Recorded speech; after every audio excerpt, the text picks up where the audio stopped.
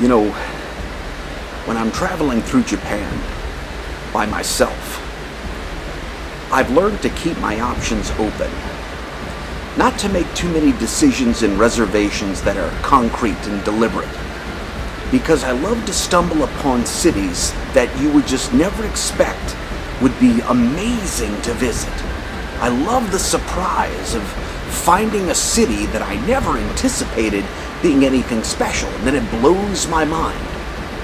Well, there's one city like that I've already stumbled upon on this trip, and the name is Kumamoto, Japan.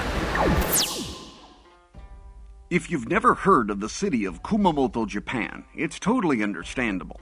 It's not nearly as well known as Tokyo, Kyoto, Osaka, or maybe Nagoya. And if you're curious to where it's located, well, this'll help. Here is a map of Japan. Here's Tokyo.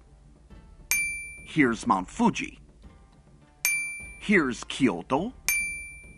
Here's Hiroshima. And this is Kumamoto, Japan. A few facts about Kumamoto, Japan. The city of Kumamoto is about the size of Denver, Colorado, right about 150 square miles. But while Denver contains about 650,000 residents, the main city of Kumamoto has about 750,000 residents. And the greater Kumamoto area contains 1.5 million people. The city of Kumamoto was founded as an official city on April 1st of 1889, and the entire area is considered a, quote, humid subtropical climate. This basically means that, as you might expect, it has hot summers and it has cold winters. Now, I'll tell you what I did. After arriving at Kumamoto, I purposely walked the city starting from the main train station. I didn't take any other trains, and I purposely avoided taking taxis. I wanted to see the entire city, the history, until the sunset forced me to get back to my hotel and find a spot for dinner. I'll tell you the first thing I noticed. Kumamoto is mountainous, with streets and ramped bridges, nicknamed elevated bridges, that directly link you to major highways, and it allows the citizens to drive directly from the main roads into the highlands with ease. I found this so interesting, so different. In Kumamoto, you don't drive on winding roads that eventually get you to the mountain. Instead, you use bridges that link you directly from the highways, above the trains and farmlands, and up into the hills. That was so cool.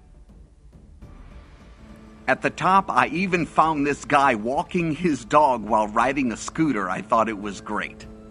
Another thing I noticed was the extreme cleanliness. Look at this city. It is antiseptic clean. I don't believe there's a city in the United States that can boast this level of spotless. I walked for hours, and I put a concentrated effort in finding anything like a candy wrapper, an empty beverage can, or even a cigarette butt. I couldn't find it.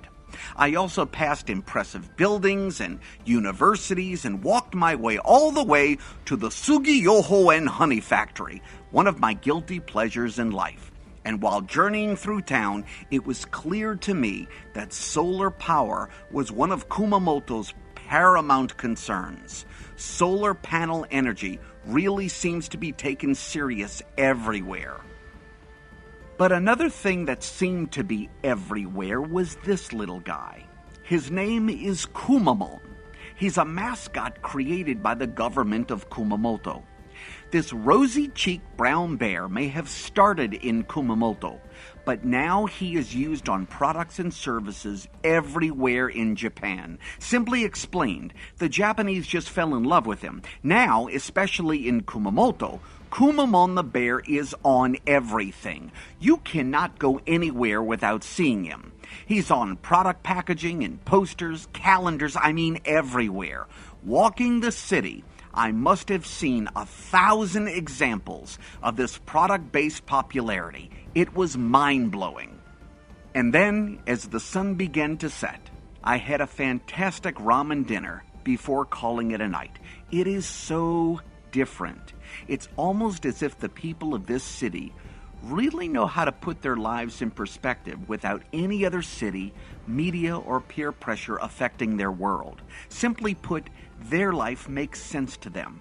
And if you like to visit a section of Japan that is unaffected by everyday tourism, and you wish to see a great Japanese city that lives in a life totally unencumbered by the pressures of the common world, Kumamoto is definitely for you. For more great information on the city of Kumamoto, Japan, maybe things to do, sights to see, places to visit, great restaurants, whatever you need, do me a favor, click on the links below this video, or simply contact me directly. For JourneyToJapan.com, I'm Carl Rosa. Thanks for watching.